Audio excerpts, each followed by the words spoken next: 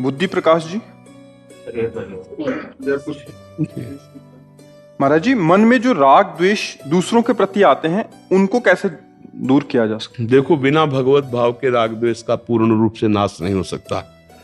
जब हम दूसरा कोई देखेंगे तो राग हो जाएगा, द्वेष हो जाएगा। अनुकूलता में राग होता है, प्रतिकूलता में द्वेष होता है।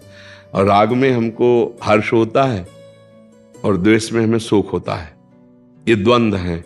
इन द्वंद्वों से मिटाने के लिए द्वंद्वातीत परमात्मा का जब तक भाव नहीं करेंगे तब तक नहीं होगा। जैसे कोई व्यक्ति हमारे साथ गलत कर रहा है तो हमारा द्वेष हो ही जाएगा उससे।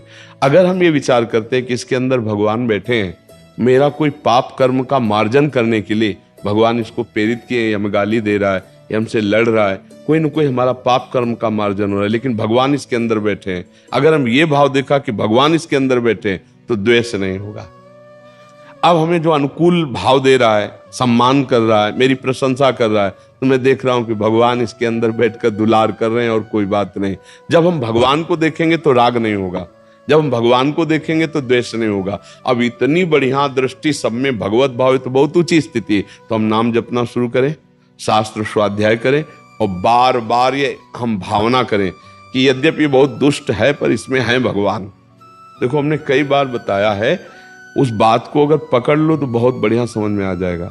जैसे हीटर है, ये गर्मी पैदा करता है, फ्रिज है ठंडा करता है, एसी है वायु शीतल फेंक रही है, पंखा है वायु फेंक रहा है, हाइड्रोजन लाइट दे रही है। ये करणों से बिजली का प्रभाव है। सब में बिजली एक है, ना बिजली ठंडी है ना बिजली गर्म है। करण जैसा है वैसा बिजली का प्रभाव आ गया। हीटर में वही गर्म हो गई, फ्रिज में ठंडी हो गई, एसी में ठंडी वायु दे रही, हाइड्रोजन में प्रकाश दे रही। बिजली कैसी?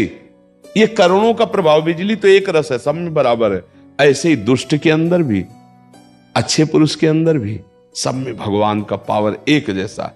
जो उस पावर को देखता है वो राग द्वेष रहित होता है, जो करण को देखता है वो राग द्वेष युक्त हो जाता है। ये व्यक्ति अनुकूल है तो राग हो गया, ये प्रतिकूल है तो द्वेष हो गया, ये वस्तु अनुकूल है तो राग हो गया, वो प्रतिकूल है तो द्वेष हो गया।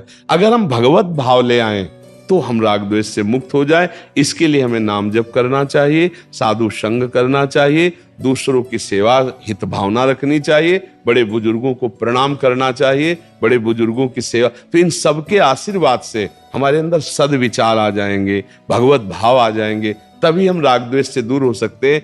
बिना ज्ञान हुए राग द्वेष से मुक्त नहीं हुआ जा सकता। थोड़ी देर हम भाव करेंगे, लेकिन जब ज्यादा वो हो जाएगा तो हमारा भाव खत्म हो जाएगा, हमें गुस्सा आ जाएगी, या हम फंस जाएंगे राग में या हम फंस जाएंगे द्वेष में। समझ पा रहे हैं आप? नाम जप करो, पवित्र भोजन पाओ, बुजुर्गों की सेवा करो, साधु समागम करो और भगवत भाव करो।